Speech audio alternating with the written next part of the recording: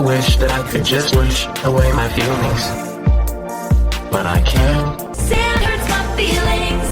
I don't like sand, Hurts my sand. feelings. Haunted by fake sand in my very soul. Sand. Are you suffering as much as I am? Sand hurts my feelings. Tormenting me. I'm in agony. Sand hurts my feelings. I don't like sand. Hello, and welcome to The Sand Hurts My Feelings, a Star Wars podcast from a Swiftie point of view. I'm your host, Alex. And I am your other host, Sarah. And today we are going to be talking about Padmé Amidala and the connections to Fearless, Taylor's version. We're in the full swing of Season 2. Yes. Padmé. Yes. Before we dive in, Alex, how are you doing? I'm doing okay. We are dealing with a lot of things in the United States right now. Yeah. So I will just say, without going into too detail, it's tough. And I will say I'm not going through anywhere near the worst of it as a straight white male. Not feeling, but my empathy is taking a massive hit right now, and it's frustrating. But anyway, other than that, I think I'm okay. I know a lot of people are really mad that we didn't get an announcement at the Grammys. They just happened, and so a lot of people are mad that we didn't get a Taylor Swift announcement, and she also didn't win. Mm-hmm. That was a big thing that people were super upset that she didn't win anything. Mm-hmm. And that's where I think Taylor's won.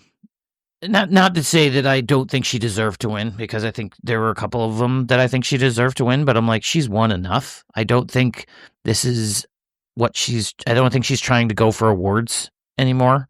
I think she's kind of doing things for herself and processing and stuff like that. So I'm like, I don't think it's going to be as big of I don't think she's hurting about it. I don't think we should, as fans, should hurt about it. Of like, would it have been nice for it, Taylor TTPD to have won something because it meant so much to a lot of us? Yes.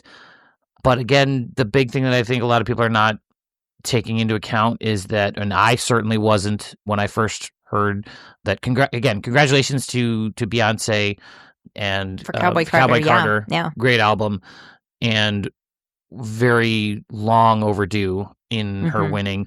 But it's not, the Grammys are not about what album had the biggest global impact, because I think that's easily TTBD had the biggest global impact, but that's because it's Taylor Swift. And so that's where I think the VMAs, the People's Choice Awards, those kind of things, those can easily go to her. Mm-hmm. But this was a lot more, it's more subjective, I think, of like who liked what and who thinks what's the best. Mm-hmm. So it's more subjective that way. So yeah, do I think she should have won all of her categories? Absolutely. Am I upset that she lost to all of those categories? I don't think so. I don't think there were certain people that I did not want to win. and I would have been mad if they had won over Taylor, but the who won over her, I am not upset. And so there, again, a lot of great music came out this year. Like Not Like Us is a huge hit. So like that easily makes sense that he took that, that Kendrick Lamar took that. Like Cowboy Carter finally getting its Ray in the Sun after it was snubbed from the CMAs. Like, that's disgusting. Like, it's amazing that they're getting the raise, but I'm like, it's disgusting that the CMAs snubbed her. Yeah, like, didn't even get nominated. Didn't even get nominated or anything. So yeah. So no, and what I agree with you that Taylor wrote this album for herself and her processing and going through so many things. And I think it's the anthology is so strong and so cohesive. And not to say that TTPD is not, but it means so much more when you have the full 31 tracks. And that's not what was up for nomination. correct. What was up for nomination was that original midnight drop of what was it, 16 songs or something like that? Something like that. And I will say, and Taylor has for some reason she has a habit of doing this of like, I think Fortnite was not the strongest song on that. To put forth for the nomination. No, I agree. So it is what it is. There's reasons they do things, to say is it a bad song? I don't think so. I just think there was a stronger case for other songs. So But what do we know? We're flies on the wall. we're just talking about it, so it means nothing. Exactly. I'm personally glad we didn't get a Reputation announcement. Too many people were clowning, and Agreed. and so I'm just like, let her do it in her own time. Let her do it. We know it's coming this year. Like, that's the thing. Like, everyone's now freaking out because I'm like, we know it's coming this year. She redid with the copyright. The copyright. Like, it's coming this year. Debut's coming this year. Like, at some point they will come out. Mm-hmm. Doesn't matter when. Like, they will come out. We will be fine. Yeah. And they will be amazing. Yeah. And but she knows what she's doing. I strongly believe Debut will come out before Reputation because she has already teased up the fan base to a rabidness about that album, and she's already talked about how the vault tracks are fire. So I think she's gonna let that one sit. Mm-hmm. Keep building it up. Yep. Who knows what's in that mastermind of hers? Not me. No. All right. How are you doing, Sarah? I agree with you.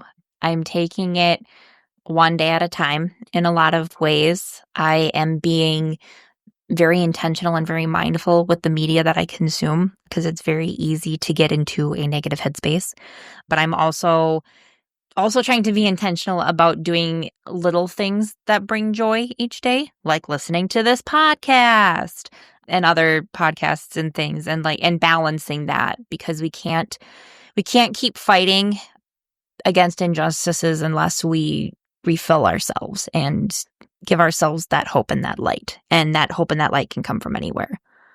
Correct. And I do want to say, like, we just to know that everybody that's out there that's dealing with these things, right, we are definitely in first world issues here of like that we can take that time. There are definitely absolutely people who cannot take that time for themselves. So we do want to know that we hear you, we see you, and we cannot imagine what you're going through in this climate. We stand with immigrants, we stand with trans individuals, we stand with people of color. We are trying to be as the best allies as we can without taking up space, I think is the best way for us to put it, of taking space away from others. But yeah, we stand with you, and we support you, and we'll hopefully get through this. Now let's get to a more happy topic. I was gonna say, how do we segue from that? Rebellions are built on hope. Exactly. Star Wars. It's always been political, and who thought that George Lucas would be prophesize of the Galactic Civil War starting on trade disputes? Hey. Anyway, so before we dive into our song selections, we're going to keep you dangling just a little bit longer. With this season, we're starting each episode talking about our first experiences with each Star Wars movie. So, Alex, do you remember your first experiences with Empire Strikes Back? No. Again, this is the same, I think, as my A New Hope. I just have always had it around. It was not my most watched as a kid. I think the next one is the most watched as a kid. But I adored the Hoth sequence. Oh, that was beginning? At the beginning, because and so I really enjoyed the Hoth sequence. I really enjoyed watching those pieces.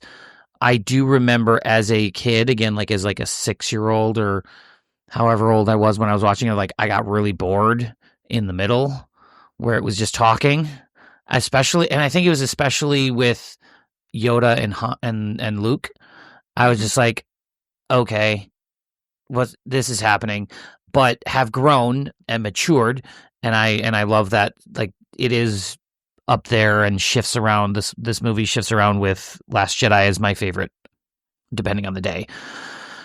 And so, and it's got so much deeper messages and stuff like that, I think, in it, and I think it's one of the best because George isn't as involved, and it's also one of the reasons why George got back involved in everything, is because he didn't like certain aspects of this film. or that film, Empire Strikes Back. But Sarah, how was your And the Cat is Here? Sorry, Sabe literally just jumped up into my lap and she's right by the mic. Do you want to say hi, Sabe? Nope. She's headbutting the mic. You cannot. Yep. So, yes. So, what is your thoughts on Empire Strikes Back? Because you came in, as we all know, a little bit later. So, did you immediately love it, or did you grow with it? I immediately loved it. Nice. It was immediately my favorite of the original trilogy and of all of, at the time, the 6 movies of Star Wars. It was a pretty instant favorite for me. I came in when I was a teenager. The dialogue, absolutely fell in love with the dialogue. I am not a committee. I don't know where you get your delusions, laser brain, scruffy looking nerve herder. Like, I fell in love with the dialogue. And honestly, I remember, I don't know, it was my most watched, I think, when I first got into Star Wars. And I remember absolutely loving the scene with Han and Leia in the Millennium Falcon, where she's trying to put the piece of equipment back and he starts touching her hands and her hands are dirty and she's trembling. And like, I absolutely loved that scene. I felt it was so layered and so beautifully done. And me as a teenage girl was just like, yes, this is all of the feels and this is the romance that I want. And this is everything. So, you view it as romantic? Yes. Okay. Because there are people out there who do not think it is romantic. Yes, as I've grown, I can see it both ways, but like definitely, again, probably like first 24 watchings, I'm like, this is like peak romance. Also, Okay. Coming from like a 14, 15-year-old girl who had never been in a relationship at the time. So Sure. Take that as you will. How about the famous line? I love you, I know. Yeah, a lot of people don't think that's romantic. I remember being caught off guard when I first watched it. And so I was a little unsettled, but I think it also, like, I love that now, and I came to love that more and more over time. Because I was thinking of, like, what I wanted Han to say, I love you too, and I'm like, I don't know, but I don't know what else I would have wanted him to say. But yeah, hi, Sabe. I remember my first reaction kind of, well, and also it's just a very intense moment. So I just remember that whole scene and watching that and then getting that clip of the line just kind of being like, oh, I feel uneasy about this. Like, I don't feel like I have both feet solidly on a platform. Sure.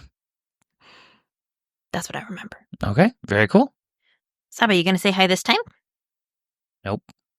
No. All right. Well, she's not being too disruptive. Okay. Nope. She just bricked that.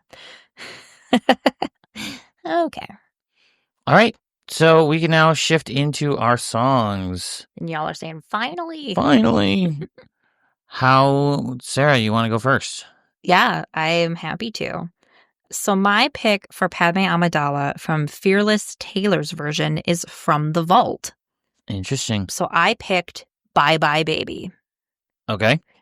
This one kind of piggybacks off of my last pick, not intentionally, but does. So I see Bye Bye Baby coming into play in Revenge of the Sith on Mustafar, and as Obi-Wan, rescues Padme and takes her away. Padme feels Anakin is slipping away, going down a path she cannot follow. So she has to leave even though she desperately loves him and doesn't want to leave, and it literally kills her. So going line by line, it wasn't just like a movie. The rain didn't soak through my clothes, down to my skin. So this is setting the scene. That did not happen on Mustafar. Because it's hot. You're right. Yes, so that didn't happen on Mustafar. Great. I'm driving away, and I guess you could say this is the last time I'll drive this way again. So on 2 levels, she can't follow down Anakin's path, so she can't drive that way again. Also, she's dying, so she can't come back. But she's not dying at that point. Well, you get the picture. Okay. Okay. Let me explain. I'll let you explain. Keep going. Thank you. I'm sorry. Thank you. Lost in the gray, and I try to grab at the fray because I still love you, but I can't. So in her dying breath in the medical bay, she tells Obi-Wan that they're still good in him, and she clings to those tattered threads of Anakin and their love. And she knows that she cannot be with him, even though that she loves him.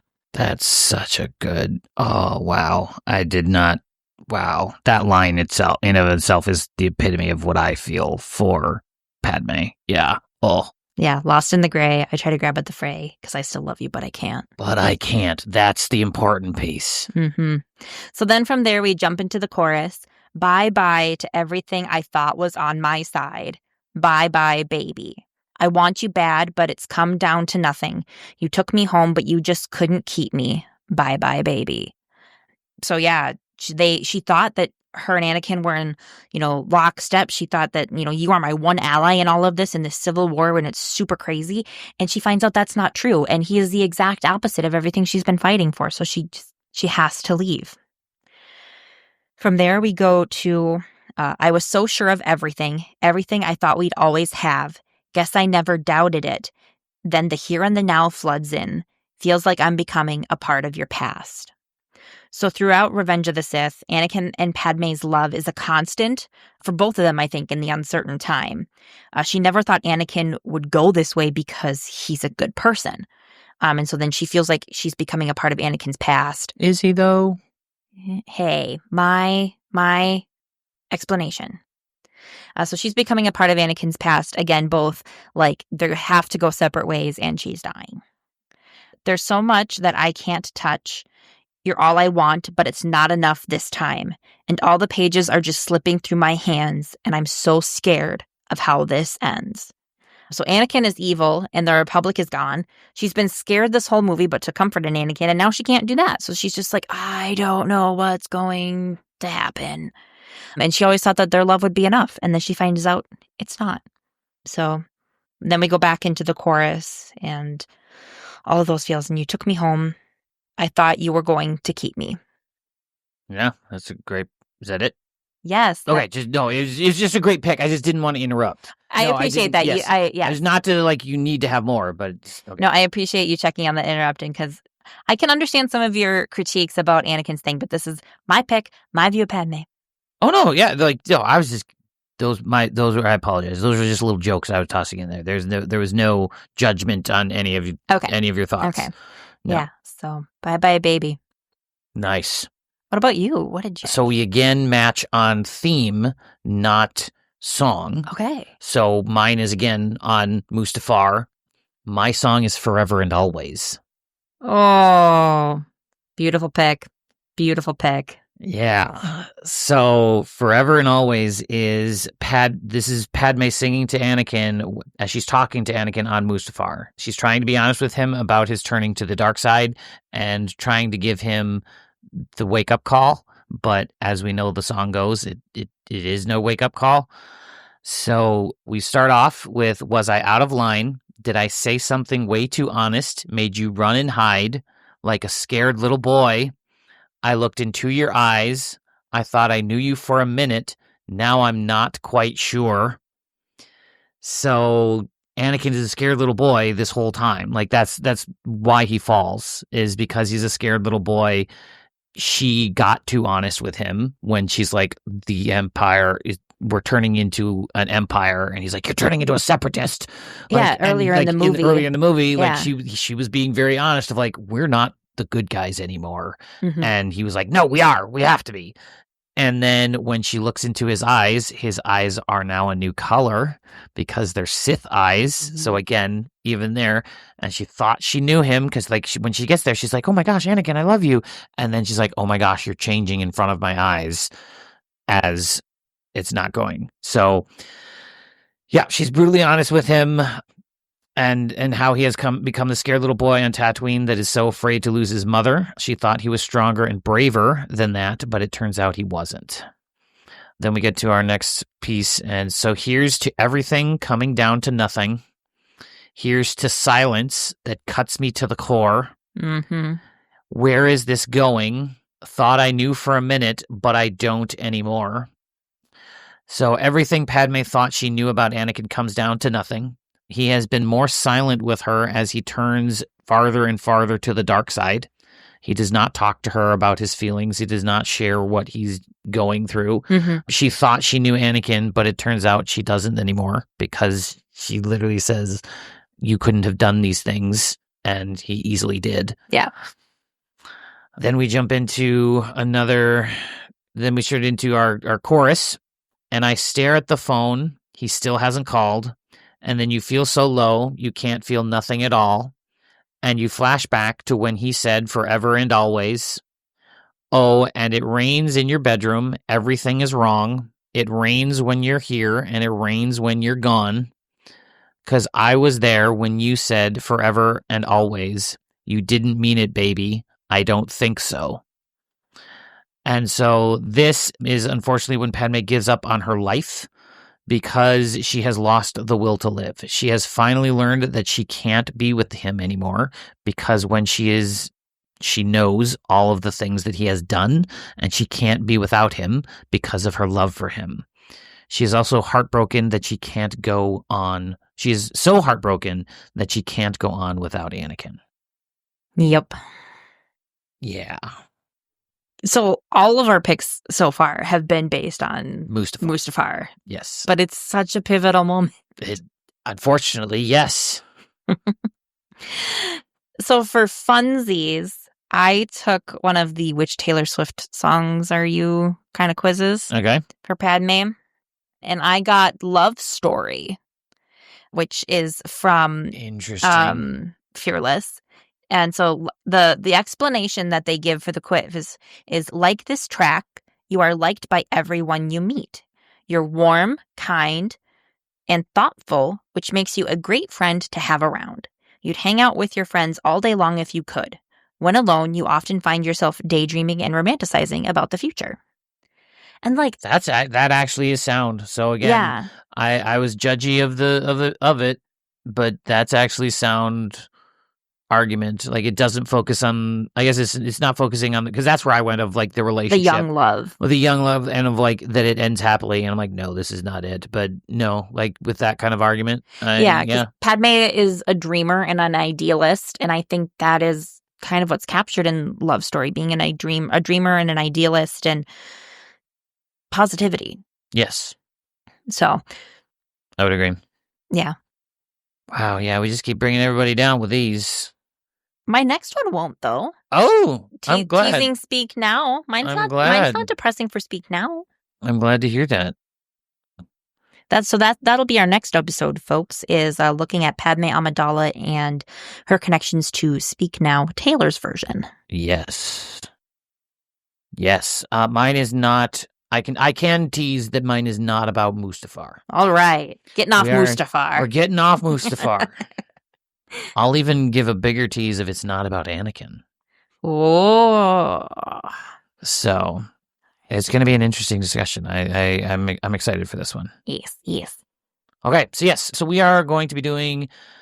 So we're going to be doing Padmé and Speak Now. We will both be selecting a song from that album that best represents Padmé, and they are bangers already. And then if you have your own thoughts of what you think we should use when we want to do mailbag, want to have your thoughts shared on the podcast, you can easily get in contact with us through email.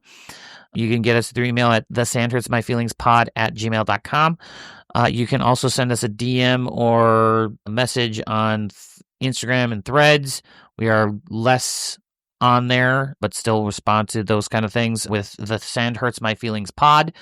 We are now fully active on Blue Sky, and that is where we are a lot more active in social media and stuff like that. So we are Sandy Feelings on Blue Sky. So it's a little different because we couldn't get the whole podcast name in there. And then we are also on Facebook as well with the Sand Hurts My Feelings podcast. And we have a Redbubble as well. So check that out. Yeah, posting we've got things. some stuff on there, but check those things out and keep checking back. Yeah, we're having so much fun talking about these things. Thank you for enjoying this journey with us. Please like and subscribe and rate and review the podcast. Gets more people's views out. Tell your friends about us, and we can't wait to continue talking to you about Padmé. So always remember, may the Force be with you. Forever and always. My song. May the Force be with you. Forever and always.